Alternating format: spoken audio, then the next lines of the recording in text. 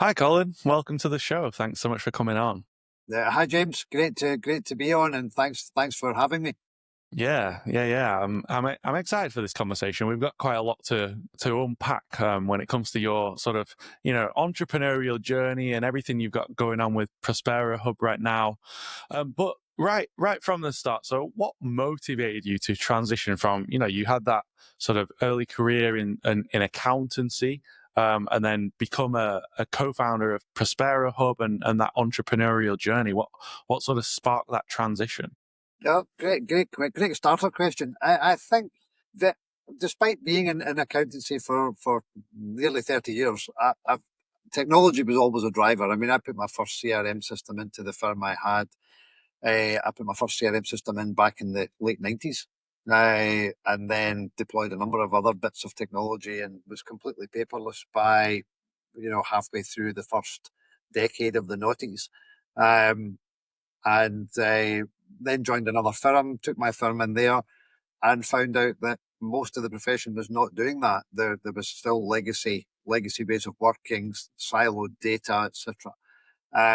And the experience there in terms of deploying for them in a larger environment, okay, and motivated me to basically dive out at that point and change career. I enjoyed the CRM experience. I understood what it could do in a professional services business by way of changing the game for those who were charged with the day-to-day responsibilities of running, managing, and facilitating client advice. And that kind of motivated me to say, you know what, I can make more of a difference doing that than I ever will do as an accountant. Yeah. Yeah, well, interesting journey and sort of leap there into, that like, okay, the interest of CRM and the benefits of that. And then you built this consultancy during the pandemic as well, which must have had, pretty crazy. It must have been a pretty crazy time to sort of start and launch a business. Can you share like, that sort of pivotal moment, maybe some learnings that you had that shaped the direction moving forward from there? Yeah, sure.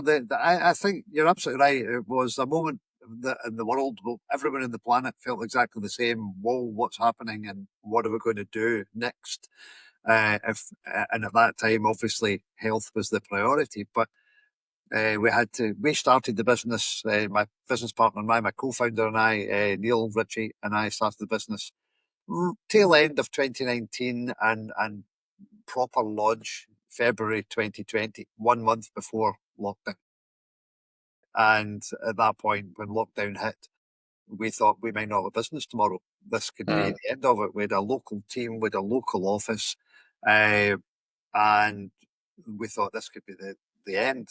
When in actual fact, once everybody got over that initial period of shock, there was a big drive for digital transformation, and that caught us unaware. We weren't really ready for that, and we weren't ready to skill up, recruit, etc., to accommodate that. So, but it certainly was the polar opposite, if you like, of what we thought the experience would be. We really thought we'd have to park the startup for 6 months to a year to till things settled, but it was the exact opposite. Demand kicked in right from the get go to as people began remote working and taking their technologies home and needing access to more efficient means of working in the remote workspace. Mm. Yeah, and what a sort of crazy transition that whole, just the working experience, people's environment. It's almost looking back now, you kind of forget what it was like before that. I mean, yeah, it was, I was out on the road driving to different meetings, that sort of thing, whereas my work is so much more remote now, remote meetings. And there's pros and cons to it, there's some things that I kind of do miss about those more in office environments. But for sure, it's crazy to look back now and think how different things are, and you kind of forget. What we went through, yeah, and Mm. how we got here, and how. I mean, I think it's talking of my past career in accountancy. It was the kickstart the professional services community needed, though, to commence a digital transformation journey. I mean, the lots of industry, lots of service sector were already on those journeys. Professional services have relied heavily for many years on, uh, if you like, long hours of those that serve in those industries, making up for poor infrastructure and poor systems. And that obviously wasn't going to work in a remote Mm, environment. And that was the big learning, I think, from our point of view. I gave what now in hindsight is a very embarrassing speech to our team when we closed the office, which was, which basically consisted of, we know you won't work as hard working from home, but please try. Boy, did we eat our words. I mean, what that has been the biggest revelation out of the whole thing for me. It mm, was, and not to say I didn't have confidence and faith in my staff, I did, but people are people. And quite often, if the grass needs cut or the dishes need washed or the doorbell, all those things, the dog needs walked, you're there, you're in a very distracting environment. But the I apologized to them 6 months later and said, I got that so wrong, and you've been fantastic. And I think that again was one of then there's no technology involved in that. That's just simply culture and awareness of what people are, how flexible and adaptable people are. And since then, we built on that. We were like, right, this is obviously working for everybody. They love it. We can trust people to go on with their job and be responsible in that environment. And that completely changed the way we thought we were going to shape the business uh, mm. when lockdown stopped. Yeah. What's your situation right now? Is it still all remote, or do you have a sort of hybrid, or what? Yeah, 100% remote. We've got an office in London that is used occasionally, but for client meetings and for staff get-togethers. But generally speaking, 100% remote. We don't recruit for location. We recruit for skill set. And as you say, that kind of where people are not seeing each other every day. One of the amusing things for me, or one of the more heartwarming things for me, is when we get together as a team. And you don't see this in an office on a Monday morning. People rushing to jump into each other's arms and give them a hug because they haven't met them in person Mm, for 6 months.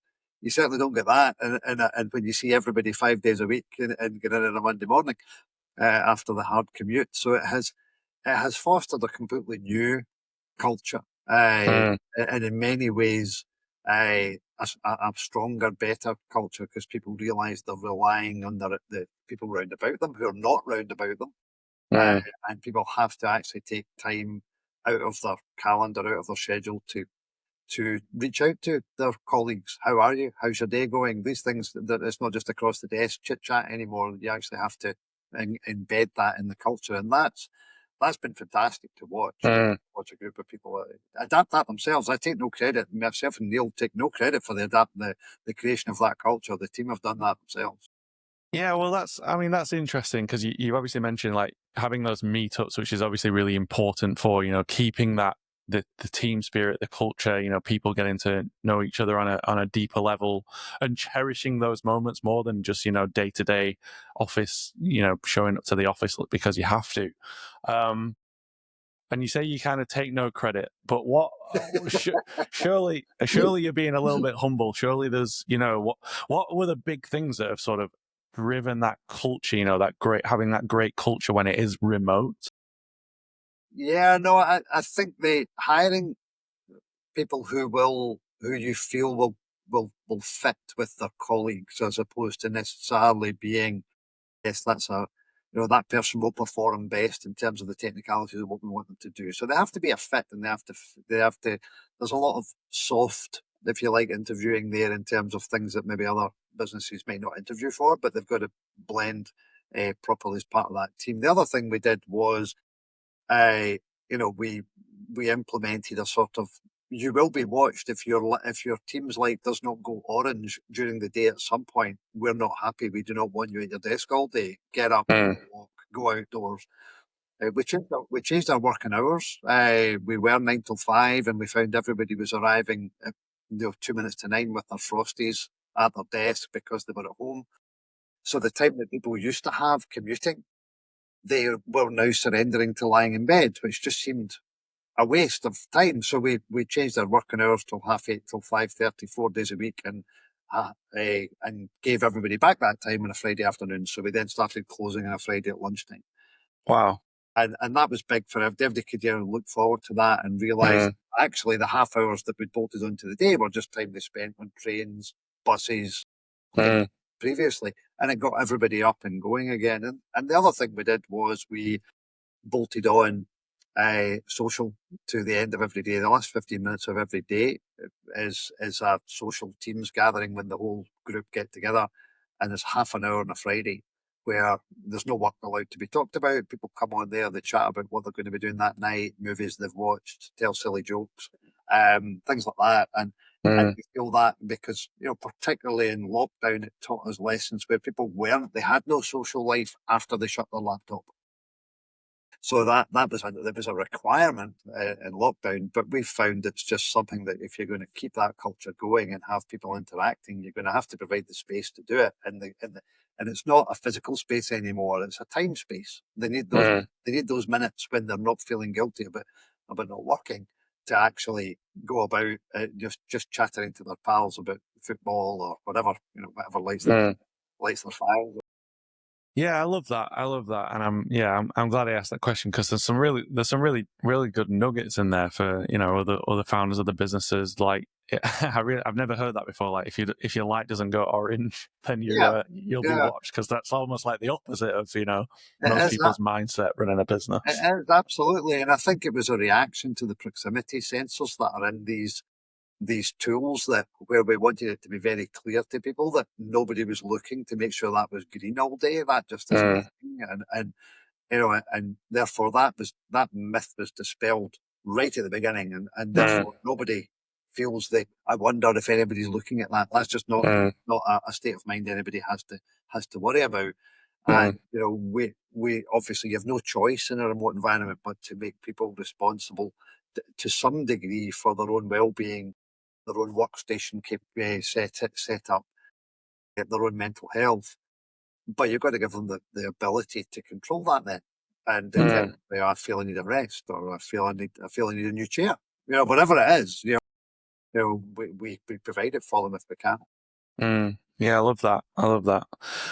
Tell me a little bit more about Prospero Hubs. What's the unique value proposition?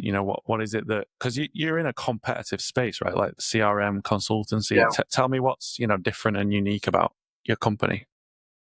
Great question. I think you're right. It's very hard to be unique in this space, and I think where we perhaps differentiate ourselves, maybe not from 100% of the partner community in HubSpot, but from a large percentage, is that we didn't come from a marketing agency. We started ProsperoHub as a digital transformation, digital infrastructure implementation business, and so we are all about change and driving technological change. Most of the community, most of the HubSpot partners, certainly those in the elite level like ourselves, have come out of marketing agencies, digital design, website creation, and HubSpot was a natural extension of that as they've developed, and they've therefore grown teams from that. So we were coming from a standing start with no revenue and starting purely as a sort of process engineering business. Many of these other firms have had the equally difficult task of pivoting from marketing revenue and focusing more on the process engineering side. So that, if you like, was where from the ground up we'd always viewed ourselves as a professional consulting business. And Mm, my background and my business partner's background, Neil's background, very much in that consulting space and very much. So we were creating an image that was nothing to do perhaps with marketing and sales and more in an image to do with what we'd learned in our own professional experiences in terms of the way professional services firms like accountants or lawyers or solutions consultants worked. So that was the way we built it, and so that gives us a very different delivery style. mm, With regards to our if you like, our go-to-market USP, I think it probably focuses on two areas. One is our heavy focus on professional services. It's not exclusive. We don't only look after professional services clients, but there's a heavy focus given our background because we understand the nature of the beast. We understand the issues they're facing. We understand it's very different when you've got a 200-300-year-old legal practice, changing the culture, changing the systems of things in that than it is from, deploying HubSpot in a tech startup that's been going for 18 months and the founders are 28 years old. That's a very different yeah. piece of technology to deploy. So we've got experience to bring to that, and we've trained our team to know and understand that space. I think the other thing that we have done and continue to do successfully is we have our own developed roadmap methodology, which is rather than thinking of the client deploying HubSpot and we do what we're asked to do, we very much from day one think of it as you are paying X amount in license fees. How do you touch the bottom, top, and the sides of the entirety of the license fees you're paying and maximize the technology that you're using? And we call that our roadmap methodology. So we roadmap for the client from an initial MVP starting point. In other words, this is the minimum we want and it solves for what we know and understand. To, yes, but where could you go on this journey now with our understanding of your business and our understanding of what HubSpot can do for you, and take the client on that journey rather than viewing it as yeah, we've implemented HubSpot for you, thanks very much. And I think that brings a slightly different, much more long-term relationship focus to what we do than perhaps perhaps the market was used to having. Yeah, yeah, that makes a lot of sense. Makes a lot of sense that you're sort of differentiated on that consultative approach. You've got that background and the digital transformation. Makes a lot of sense, and obviously you've got that accounting background. So when you first got going, was it tapping into your network, and is that how you got the first clients, or how did that work? Good. Yeah, interestingly, no. The short answer is no, that didn't work. Okay. We were way too early. So coming out of an accountancy firm and saying, I've got a bright idea, we as a team are good, but there's a huge vacuum in the accounting space. Nobody's got a CRM. Very few of the firms even know what the acronym stands for. Let's go and sell this to them. Way too early. Way too early. We were 3 years too early with that conversation. Nobody was ready for it. Because at that stage, particularly with COVID, they were very much focused on how do we enable our people to do the job they used to do from their living room or their bedroom or wherever they were working. So they weren't really ready to start to think about that sort of center of truth of the firm and how do you create and I don't professional firms can be quite siloed in their thinking, and that's more than just in terms of the technology they use, but a lot of the partner structure of a business can make the partner community quite silent. So these are my clients. I'm a partner in this firm, but these are my clients. And that is almost opposite from the way the majority of standard commercial organizations would build the brand, and the customers come in and the customers, you're looking after them on behalf of the business. So it's and the all of the players in accountancy and law are going through that culture change now. But when we were in asking them, would you like to deploy a central CRM for one version of the truth, there was obviously massive resistance. Well, partners would look at their phone and go, I don't need that. I've got all my clients' details on here. And so you've got that kind of resistance. And I think it's fair to say we were never going to break that just by putting on seminars and webinars and saying, hello, we're ProsperoHub, you're getting this wrong. But I think what's happened is, as those firms have gradually changed their own thinking, we're now in the last 18 months where particularly law, accountancy, but equally architects, chartered surveyors, insurance brokers, a lot of them are coming into we need to move, and we need to move in this way, and we need a central CRM to control our data movement, to give us the intelligence from all of the other processes that are at play in our business. So where we find ourselves now is very different, where we're actually talking to an audience that wants to learn. And therefore we can bring that experience and expertise to bear. Bringing it to bear to change their behaviour wasn't going to fly, and we had to kind of back off from that strategy fairly early on. So the professional services focus has been a bit of a slow burn for us, as we waited on the market to meet us there. And in the interim, obviously, we worked with businesses in all other sectors: real estate, construction, manufacturing, technology. So we've got a huge suite of client base, and that didn't capitalise at all on my background, or my partner's background, other than the fact that because of our consultancy experience, when I sit in pretty much in most of those organisations and they talk about what they do, I know and understand it as my business partner does, because we've consulted in a lot of industries. Therefore, we'd never worked in those industries, but we had a good understanding from an external consultant or auditor point of view about this is how the business processes work. Therefore, this is how we can work with you. And I think that that allowed us to keep going there when that perhaps the original plan was probably 50% of our revenue was going to come for professional services. Then half the business wouldn't have eaten for the first 2 years if we persisted with that strategy. Mm. Yeah, and it's great that you quickly got that feedback and then yeah, sort of pivoted the strategy, the go to market strategy, because yeah, you can sometimes just spend way too long being attached to this is what we set out to do, and it's not working right now, but we're going to make it work. But sometimes, and that's it's a really important point that you mentioned about, because this is one of the biggest lessons I've ever learned in sales and marketing, which is my background, which is that level of market awareness, because you can't control that. There's the market, and then there's the level of awareness, whether they're aware of the problem or not aware of the problem at all, aware of certain solutions that are out there or not at all. There's different levels, and as you say, that professional, the accountants had no idea what a CRM was. So it's like you've got to spend all your time educating them on, even a problem that they don't even see that they have, because like you say, they've got their own clients and they've got a black book or whatever you call it of their own clients.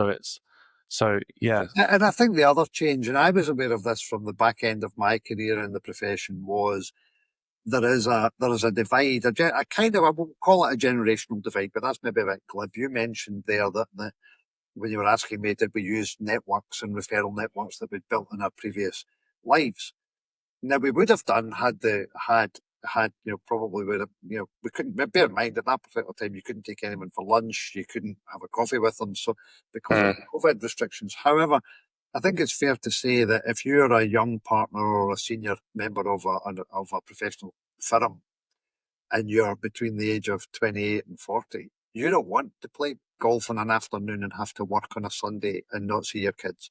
So the culture that I grew up in the profession, the younger generation coming through are not tolerant of that. They're like, well, I don't think I should be at my desk till 8 o'clock every night to counteract the inadequacies of the system's infrastructure. If everybody in a law firm or an accounts firm or architects, whatever, firms who are very client interactive, if every member of their team spends 5 minutes a day looking for a phone number, the charge rate rates in those places, that's a huge number in terms of lost production time. But it doesn't if all your staff sit in and don't go home till 6 and 7 o'clock. It costs the firm nothing to be that inefficient. So what you've got to wait is for probably the issue then becomes these firms struggle to hold on to young professionals because they're saying, if I worked at, a major bank, I could be away at 5:30. And I could be earning just the same money I'm earning here. And so there was as much as I love my career, the demand that I do all these extra hours simply to cope with, to accommodate the fact we have an inefficient working practice really wasn't going to continue to work. So if you like, that's what you're meeting that's the catalyst for the change inside those organizations, is the recognition of that. And also the recognition of that as a brand, they need to own their client base. They need to take ownership of the data that goes with that client base. And it can no longer be that if you're in a 30, 40, 50 partner firm, that you've got 30, 40, 50 partners, all of whom own a bit of that and could leave tomorrow and take it with them.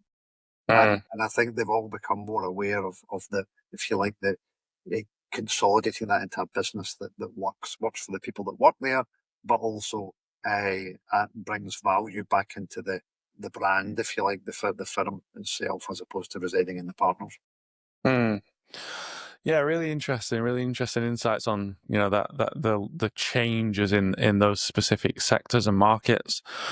So back to that, when you sort of realized that, got that feedback, and then pivoted, go to market into other sectors, which is that's kind of what happened, that you then started getting that initial traction. What is it that worked well for you to get those first clients? Yeah, I think it was being able to firstly understand perhaps a use case for them that they'd not thought of. So they'll maybe quite often CRM is initiated by junior or younger people in an organization, and they've got to convince a senior stakeholder, generally the budget holder, as to why they want to do this.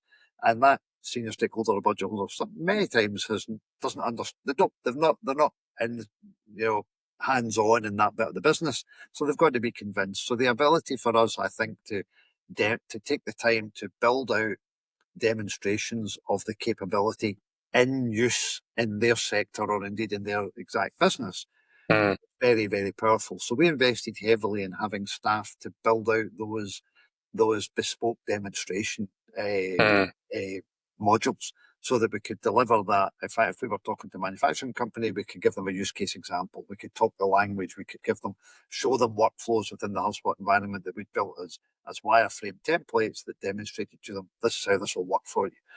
And we were looking to solve for each of the bits. But I think also showing them where, getting back to that roadmap methodology that we deploy, showing them the journey. This can start here with the bits that you're highlighting to us that you want to solve for, but the power of what you're buying in terms of the software licenses and the capability of HubSpot can take you here. And I think that then it's that vision that makes it, as opposed to being, somebody tells me we should have a CRM in our business. We don't really know why. So that it was a very basic question, and people think of it as a sort of big phone book. We've got all of our customers and prospects' names and addresses and email addresses. Fantastic. But that of itself doesn't mean anything. Well, where are you going to go with that? What are you going to do? So I think that's one aspect. And the other aspect, I think, was the willingness very early on to discuss, consider, and design integrations with clients' existing systems, whether they were operational or finance, and say, we don't want this existing in a vacuum, whether for marketing or business development or sales. We actually want all the business insight coming into this so that operations know what sales is doing, and likewise, there's a handoff point that ties into quotations or customer reorders or whatever, in the operational side. And that goes right down to when we're working with clients, say in construction, individual property management being visible in the HubSpot environment, so people know these are the units we have, these are available, these are rented out just now. Depending on what sector they're in, having that that synergy between what was operationally this is happening and sales, business development, marketing wise, the language joined up. And I think being able to take clients on that journey and integrate their systems to share that information across team made a big difference. Because what the other thing that meant we didn't need to change for a client was to teach people how to use HubSpot where they'd no real need for it other than to look at information. So if you can get information into the system they're already in, even though it's come from HubSpot, and vice versa, I think to embracing that integration play early on, I think was another big reason that we got traction very early. Yeah, it makes a lot of sense. Those two things make a lot of sense. So it's obviously, those very specific demos, use cases in specific sectors. So, you're ultimately showing them, not just telling them, and really powerfully showing them how this could be of benefit. And then yeah, just making, because the other thing that I don't know whether you agree with this, but you're sort of challenging the status quo in a company when you come in. So that's probably like one of your biggest competitors is just the way they are already doing things, and enabling a situation, a smooth process to integrate into their current systems and improve their current ways of working, making them better in a way that's just not changing a lot of what's going on in the organization is obviously a key thing that has made a big difference for you. Yeah, no, you're absolutely right, James, because, the least suspected employee can be the one who brings the project to a halt. And it's not so much they think the way they're doing it's better, it's just they don't want to change. And that's human nature. Change is difficult. And I think, again, very early on, bringing change management principles into what we did made a big difference, which is you need to communicate with your teams. You need to communicate with people who are going to be central to this change. You need to inform those where it's maybe not central, but it's going to impact on them. But you should also keep informed all of those that are outside those inner circles as to what's going on and why, and how them. rather than there's a project going on over in sales or over in marketing, or there's a project going on in finance. Make people aware, because it will impact on them somewhere, and you want them to participate. And if they understand, why it's being done, they're far more likely to engage or to embrace it and give constructive feedback, as opposed to saying, I don't like this. I don't like it. I don't understand it. And give it. So we very early on designed a whole suite of change communications that we can give our clients. So we've got all this. These are the templates. We think you should use these, which I think was probably quite different to the way most HubSpot partners dealt with an implementation. I wouldn't say we were in any way change management experts, but we embraced quite a lot of the principles of it in that, and recognizing that we needed to take the people in any organization with us. And that just because the chief executive had signed our purchase order, didn't mean that we were going to make a success of it. We needed everybody else on board. And that was to me, that communications plan was fundamental in being able to get there. Yeah, and again, another really key point you made there is that, there's this buying committee, and they're not always visible to you when you're selling into a company, and these buying committees, they're getting bigger. The sales cycles are getting longer. There's more people involved in these decisions. There's more uncertainty just as a whole in organizations and the economy and markets as a whole. So, yeah, really important points you made there about how to navigate that and speed up the sales process, make things more easy to implement that change management that you mentioned. So for sure, yeah, really interesting. What's so on more of a, because you mentioned like webinars, doing webinars and content, that sort of thing, like on a tactical level, and like the channels that you leveraged initially to get that initial traction, and then building on from there up until today, what have been the good sort of marketing channels to acquire clients? Interestingly, the biggest channel for us from the get go, and I have to say we're blessed to be a partner with HubSpot. HubSpot are, but certainly in our experience, myself, my co-director, just a phenomenal organisation to partner with, by far the best that we've ever worked with, they embrace the partner community, they encourage the partner community, they work with the partner community, they keep us informed about what they would like to see from us and why. That this is what we're doing as an organisation, this is what we want you to do, here's why. And they get huge buy-in from the partner community as a result of that. So I think first and foremost, being able to lean into them, and the change in HubSpot's reliance on the partner community to deliver implementation over the course of those 4 or 5 years has ramped up. HubSpot has recognised, and the partner community has responded, and I think that's been huge, because the HubSpot have introduced us to an awful lot of our clients, and it's not just a case of we've got partners, let's find implementation partners for them. It's very much ProsperoHub specialise in A, B, and C. This client needs ProsperoHub's help, or would benefit from ProsperoHub's help. So that's undoubtedly our most successful channel, and that you could take a view that doesn't involve marketing or BD, but it does, because we have to constantly be aware of what's expected of us from HubSpot, responding to that, understanding it, and obviously promoting our successes and discussing things with them about where we're going as a business.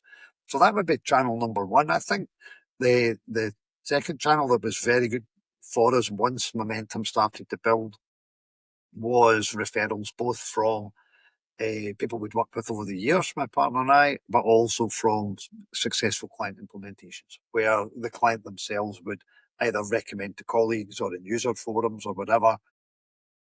A, I recommend HubSpot, and B, I recommend you talk to ProsperoHub. And that brought in a lot and made us aware that we had a duty, therefore, to interact with that community of people who were evangelists for ProsperoHub. There's two things have changed there in my world. Geographically, that would have been in my old world. That would have been bank managers, lawyers, IFAs, etc., that probably worked or lived within a 20-mile radius of my office, and I could lunch them, go for golf, whatever it was, that to keep in touch and build that network. That's much harder when they're all spread all over the country as well, because what we deliver is spread all over the country.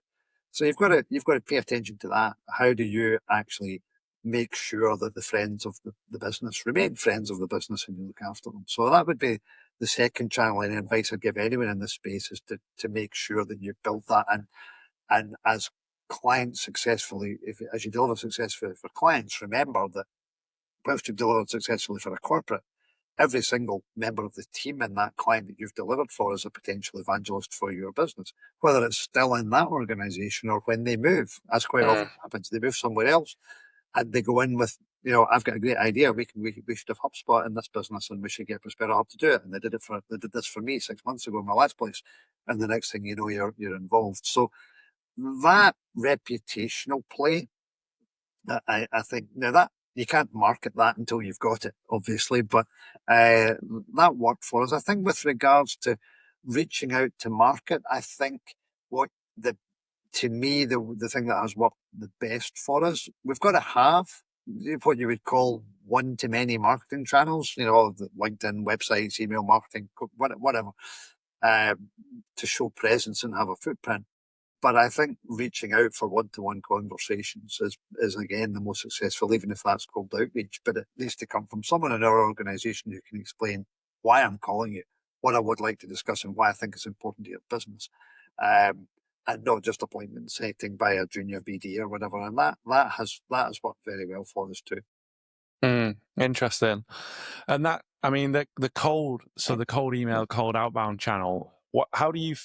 Because you've got specific use cases, demos, in specific sectors. Does that help? Like putting case studies together and having that, so that is a reason that you're reaching out with proof demonstration to other companies that could be like somebody that you've helped. And is that the play when it comes to cold outreach? Yeah, I think so. I think you've got to go in with some contextual understanding about why, and sometimes they're not where you thought they were on the journey. They may be further on. They may have already decided on a vendor and be partway through an implementation with a competitive product. So I think but you don't know that until you have the conversation. The other end particularly in the professional services space where things move slowly, you potentially have to have those conversations for 2 years before people are at the stage where they become active buyers.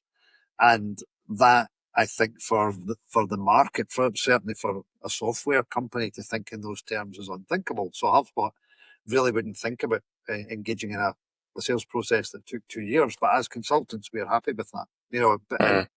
But what we have to do to accommodate that longer process is to build a bigger pipeline. We need more volume in it because it's moving much slower. So, and again, that just comes from that outreach. But the outreach does need to be contextual. You need to have a conversation about why, perhaps what competitors are doing in the space, and what we've delivered and the transformational change we've effected for other businesses like them. And their experiences, whether it's if it just happens to be accounting or law or whatever, where we can actually talk firsthand about things we've worked in and worked with, then obviously that resonates heavily. But we can't scale if it's just that. We can't play that card indefinitely. The fact that I had 30 years in the accountancy firm and Neil had 25 years in consultancy, that's no use to my 28-year-old solutions consultant. He needs to go in with a toolkit that suits him, and therefore the training and development of those team members, delivering, implementing, solutioning in the face of difficult and long implementations, and then taking that into the pre-sales environment. That's been big as well because they're able to take that knowledge and transfer it. Yeah, yeah.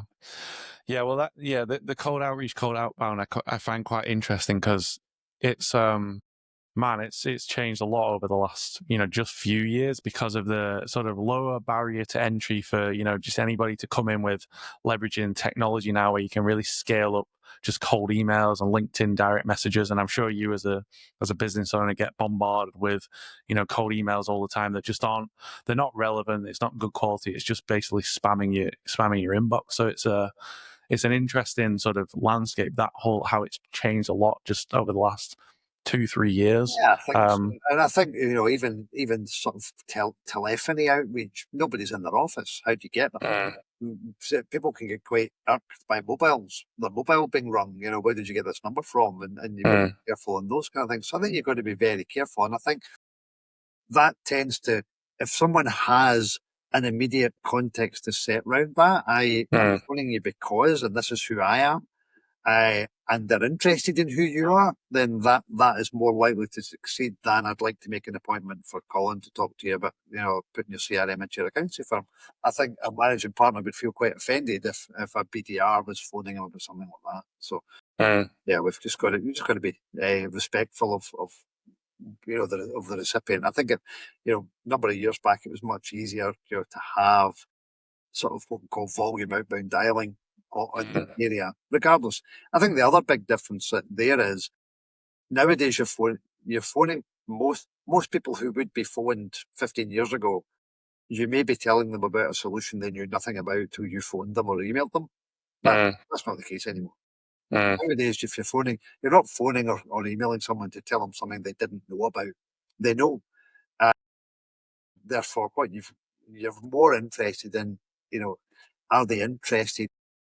Are they going to be embarking on any kind of transformational change in this space, as opposed to, did you know we could do the following? Did you know about CRM? This kind of like, did you know why you might want CRM? Yeah, people know this stuff, or they can Google it and find it out for themselves. They don't need mm. someone like us on the phone, unless it's very specifically in context with really cool use cases that we can exhibit from parallel projects. Mm. Yeah, yeah. And again, like, yeah, that is, that's the key. It's the context and specificity and the reason why, the reason why they would even give you that attention for a few seconds. And it's yeah, leading with almost like value first. And yeah, for sure. What's been your biggest growth challenge? What's not, maybe not working to the level it could or it should?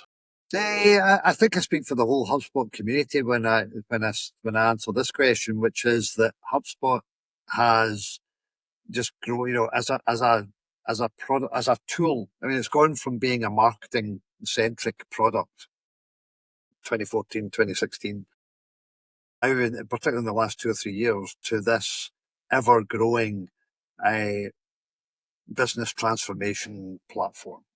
Mm, And I think that therefore finding people who are skilled in its use is very difficult, because it's kind of a new market. It's because it's the product itself is developing at such a rate and is relatively fresh.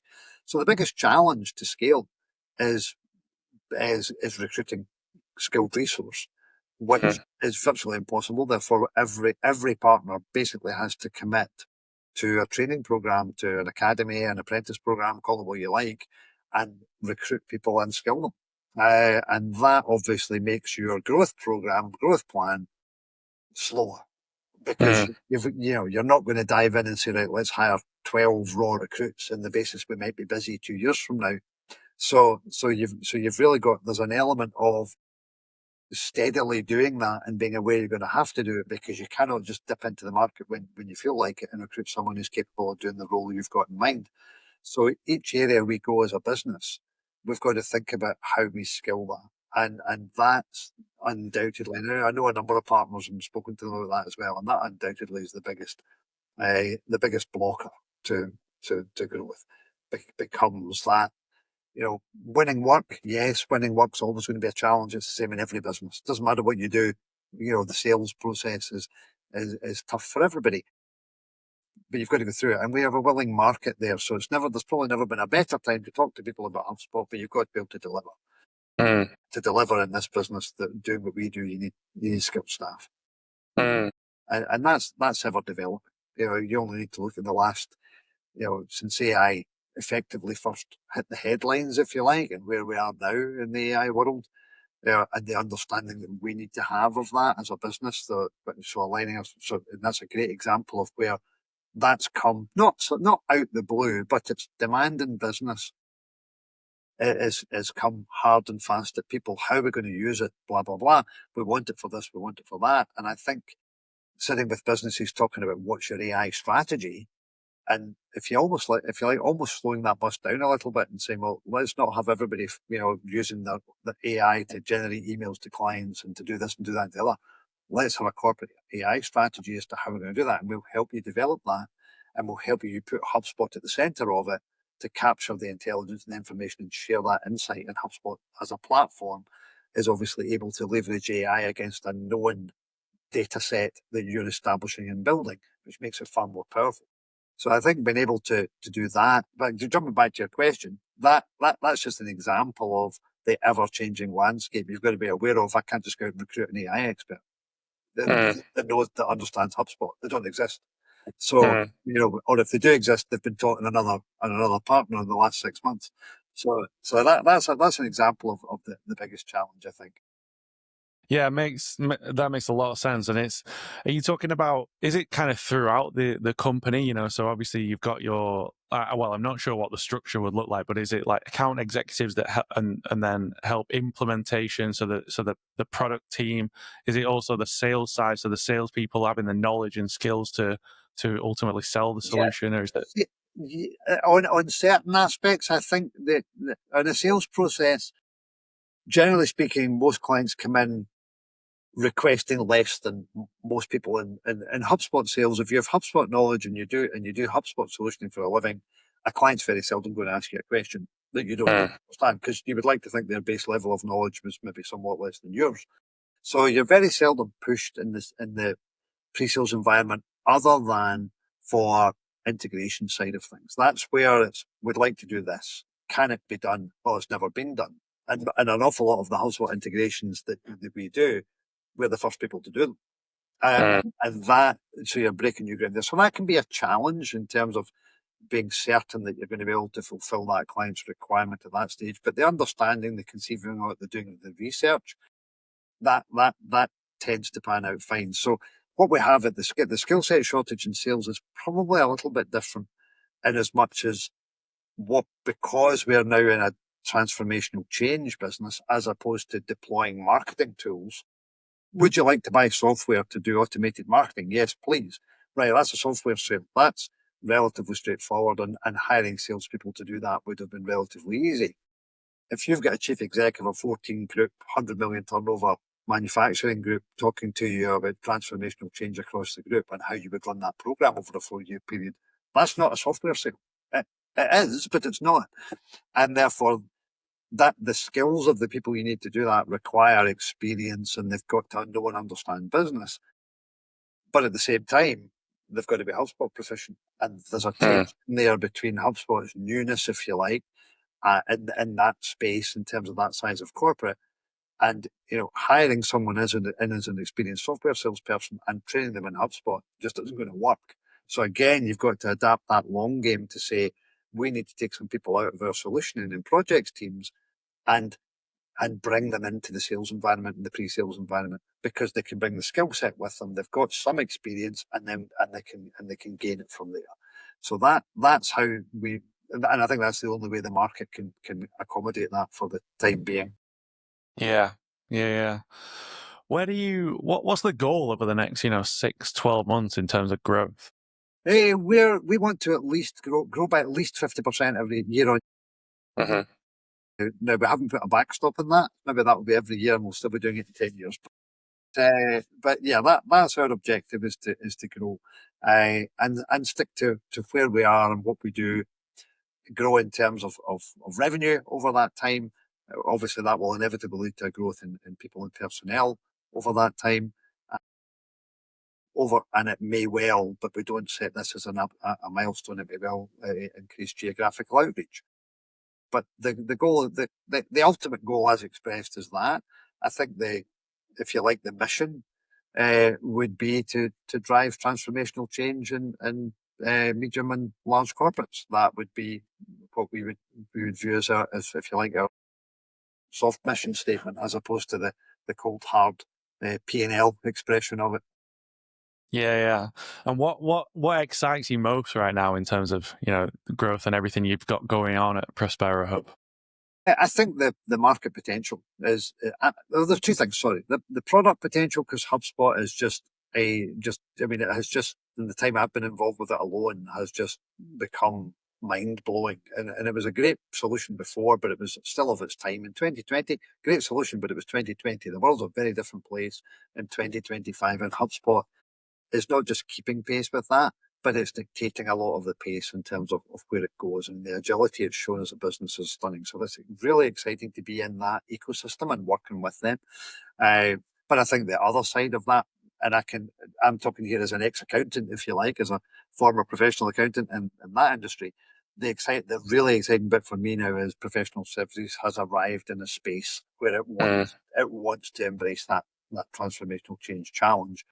And the meeting of those two right now is genuinely exciting. If I was to look at it from a product point of view, I know I mentioned it before, but it would be AI and where we go with AI in business as a strategy. There's terrifying aspects to that, but there's really genuinely exciting opportunities in terms of what we can do and achieve in that space with that. And I think that's why a lot of the conversations we have with clients just now, they don't necessarily want AI, but if you think back to, I can't remember, maybe 20 years ago when people were buying HD ready televisions and nothing was broadcast in HD, that's a bit like AI right now. A lot of people are looking at that and going, I want AI. Why? Don't know yet, but I know I will. And and therefore they want it to be built with that at its heart, which HubSpot is. So again, that puts us in a very exciting place. And I think the three of those, if that hopefully answers your question. Yeah, no, absolutely. It's yeah, exciting times. It sounds like you're in a good spot, and yeah, the intersection of those three things, yeah, make things exciting for you right now. And yeah, I really appreciate this conversation, Colin. And yeah, you share some really good, nuggets of information and insights from, it's like speaking from a wealth of experience. So I could go on, I could go on asking you questions, but I just want to be mindful of time right now. But yeah, I really appreciate it. Where can people find out more about you online? Well, we're all over LinkedIn, so you'll find us we've got a ProsperoHub channel on LinkedIn. You'll find myself, Colin Abercrombie, on LinkedIn. You can do the diligence there on me, and our website, ProsperoHub.com. Will give people a good insight into who we are and what we do. Amazing, and I'll put those links in the description of the below of this. And yeah, thanks again, Colin. I'll be watching the growth of you and Prospero Hub with some great interest. Real pleasure, James, and thanks very much for the chat this morning. Loved it. Thanks a lot. Take care.